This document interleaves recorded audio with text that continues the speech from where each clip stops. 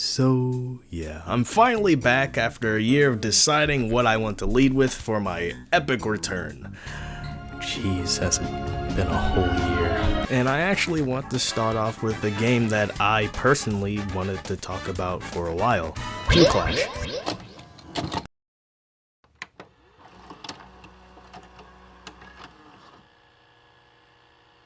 I remember seeing this game back before its production days and thinking this was going to be a very nice and cool alternative to Overwatch.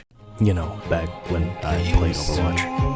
But the big problem with Q Clash is the fact that it really isn't trying to be an inspired take, it's trying to be Overwatch. Every single character in this game doesn't really feel like it stands out to be their own character instead of a mishmash of other characters and ideas. Now I want to get something clear. I have nothing against people who made Q Clash. Not at all. I have insane respect for anyone who can get their game stuff on, anyone who can come up with ideas and actually create a really good game or something that they love to see other people play. But I think it's very wise to call out the people on their mistakes, and heck, even if they see this video, which I don't think they will, I think it'll be nice for them to look at this, and maybe if they do another project similar to Q Clash, they're able to see why their project didn't work out. I criticize by creation, not by finding faults, because people most of the time see criticism as a weapon to hurt people, but criticism is a very powerful tool because it's able to help you sharpen your mind and your creativity.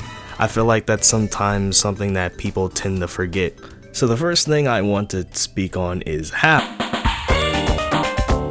I want to start off and say I don't mind if characters have the same abilities or weapons like in Overwatch or in Paladins. Personally, I think it's more down to the execution of that character that counts. Reinhardt from Overwatch and Terminus from Paladins, so you guys won't be confused, are both aggressive tanks that are made to give space to their teammates. But when it comes to their ability kits, their characters, and how generally tanks are played in their games, that's where they start to differ. Playing Reinhardt means you have to target squishies, ignore tanks unless they're low, knowing when to put up your shield and when to put down your shield to survive a fight, using fire strikes effectively long range and close range for ult charge. There's way more tech to Reinhardt. I had to look this up and do some research, but if I explained it, it would be here for a while. For Terminus, I feel like there's a bunch of ways to play it due to the idea that the card system and the talent system exists. You can play Siphon Term that allows you to become more defensive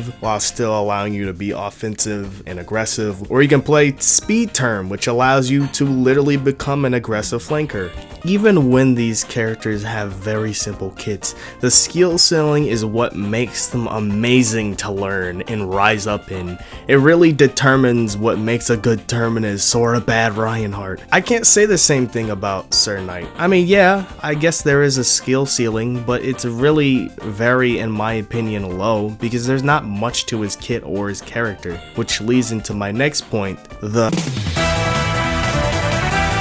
I think this is very bad because if you're trying to sell your game, especially a hero-based shooter, on a very wide cast of colorful characters, I think it is very bad to have a character with no personality or no interesting themes about them, along with very bland and boring designs. So it's very important to have characters feel very interesting from one another and feel special in their own ways, because people can get hooked to their gameplay or their character design, or heck, even their personality they can relate to and have fun with. Why do you think games like Overwatch blew up? It's because of those reasons alone, which made Overwatch feel unique. Sir Knight is such a letdown because the idea of a knight trapped in a literal suit of armor is awesome. It can lend to some awesome abilities and character.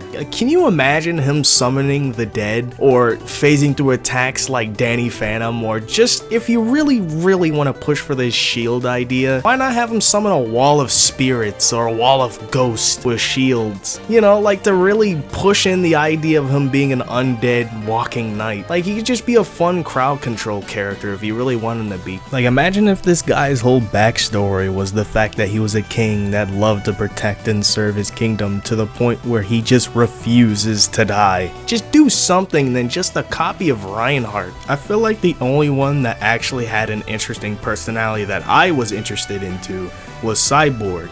Because the idea of someone literally being built to be better than the rest sounds like such a fun idea for an egotistical person. But one of the main things that leads to all of these problems is their...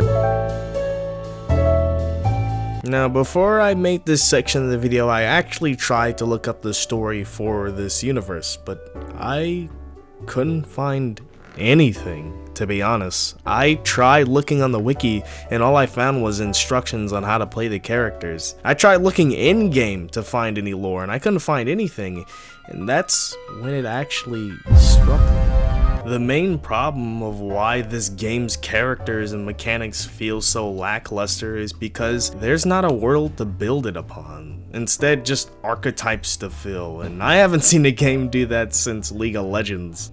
Even though LOL is a decade-old game, and adding lore to their world and reworking the characters to fit around that helps the game's longevity, so it kind of makes sense of why they would even do that in the first place. But they didn't even attempt to make one. Like, Paladins, I would personally say their story is riddled with a lot of problems, but at least they made one, and at least the characters fit in that world. Because to me, it feels really jarring when you see someone like Sir Knight, a literal medieval knight, and Cyborg, a literal mechanical robot standing next to one another without any context. It almost makes them feel like they're from like two different games or universes. But now, since they didn't even try, their game suffers in the long run due to the lack of focus. Yeah, and that's my thoughts on Q-Clash.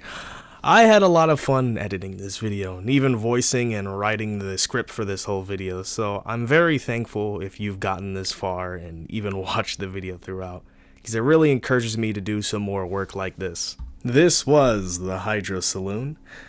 Hope you come back next time.